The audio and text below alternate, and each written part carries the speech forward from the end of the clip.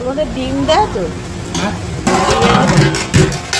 আজ একটু বিশেষ কাজে সকাল থেকে বাইরে থাকায় রান্নাবান্নার টাইম পাইনি। তার উপর কদিন ধরেই মনটা খুব বিরিয়ানি করছে, অথচ চন্দননগরে ভালো কোনো বিরিয়ানির খোঁজও পাচ্ছি না। কিন্তু এই স্পাইসি বিরিয়ানিটা অনেকের কাছেই শুনেছি এবং সকলেই রেকমেন্ড করেছে, তাই জন্য আজকে বাড়িতে নিয়ে এলাম। স্পাইসির বিরিয়ানি কিন্তু আমি আগেও খেয়েছিলাম, কিন্তু ফার্স্ট ডেতে আমার খুব একটা স্যাটিসফ্যাক্টরি লাগেনি। পরে যখন অনেকের কাছে সাজেশন হিসেবে স্পাইসি বিরিয়ানির নাম শুনলাম, তখন ভাবলাম একবার ট্রাই করে দেখাই যাক। তবে এবার কিন্তু আমি নিরাশ হইনি।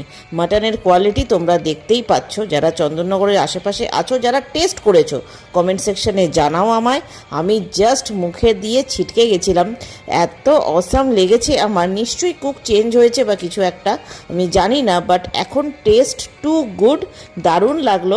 আর আমার এই মিনি ব্লগটা কেমন লাগলো কমেন্ট সেকশনে জানিও।